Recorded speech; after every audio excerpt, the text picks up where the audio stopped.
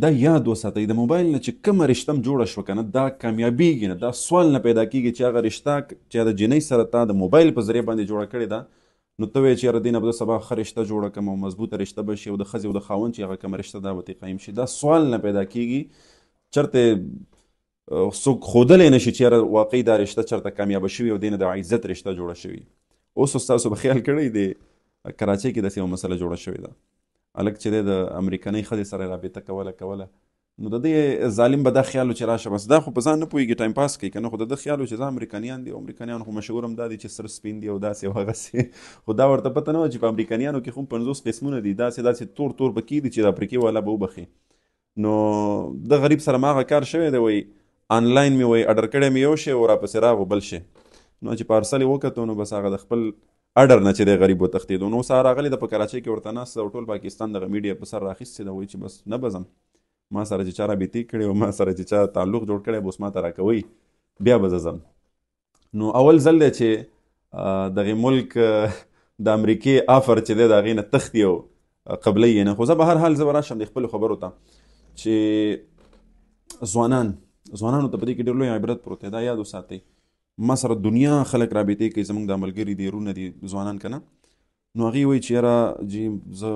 ما ته مشوره راکوي او ما د سکول او د کالج نه او د لارې نه مې یو رشته جوړه کړې دی، یو تعلق مې جوړ کړی دی، ښه څنګه دې جوړ کړی دی، سکول ته روانه وه بس نمبر یې ما ته راوویشتو یا ما نمبر وروویشتو یا کالج یونیورسټۍ کې راسره وه بس هلته نه تعلق جوړ شو. دا یاد وساته زما ورور یې ښه، زه در باندې خفه کېږم. کومه جنۍ چې تا ته په لاره کې نمبر درکړي او یا ته ورته نمبر ورکړي، نو ته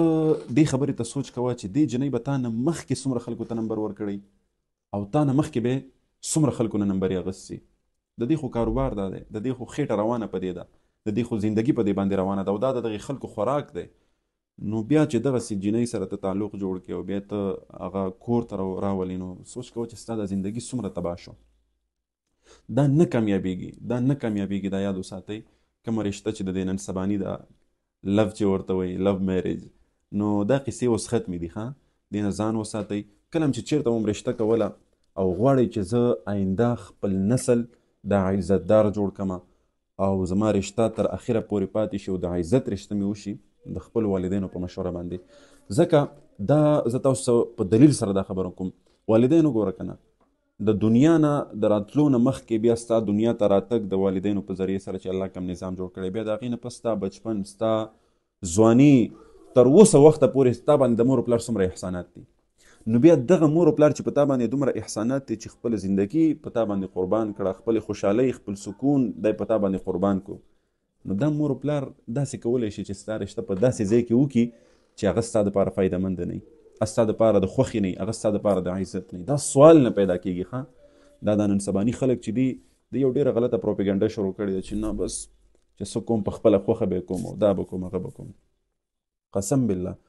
مور و پلار چې درته کم ځای خوښ کو په دې کې به د عزت وي. د هغې وجه دا ده چې ته په ځان نه پوهېږې، ته ظاهر ته ګورې او ستا مور و پلار چې په یو ځای کې رشته کوي که نه، نو هغه ستا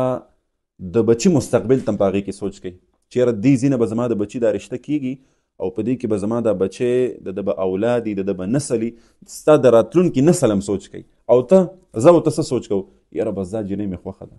او دا ځای مې خوښ دی او دا هلک مې خوښ دی چې د جینکو خبره کوم که نه چې یاره ده سره زما رشته نه شوي به زه به ځان مړ کړم. او که چېرته د مور و پلار راپاڅېدل هغه ځای کې زموږ رشته ونه کړه، یاره مور و پلار خو ما سره ډېر غټ ظلم کړی دی، ډېر غټ ظلم یې را سره کړی چې زما یې د پلانکي سره رشته ونه کړه. نو ته په څه پوهېږي، ته یې څه شی چې ته دا فیصله کوې. نو لہذا کوشش کوئ د مور و پلار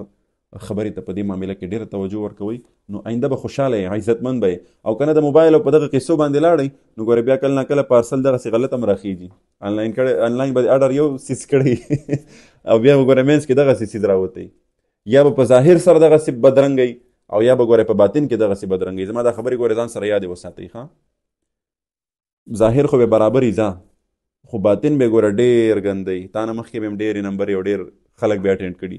او تا نه پس هم بیا دغه مرض پکې وي، دا وایرس بیا نه ختمیږي. کوشش وکئ، دا د عمر مسله ده، د زندګۍ مسله ده، د نسلونو مسله ده. ډېر په سوچ سمج سره خپل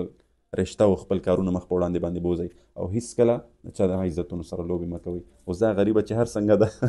ده خو ښځه که نه، ده خو زنانه، د چا به لور وي، د چا به مور وي، د چا به صحیح خو دا دی اوس غریبه راغلې ده ناسته ده وزینه، نو کوشش کوئ احتیاط کوئ. صحیح ده، دا یو څو خبرې مې د دې متعلق درته وکړې.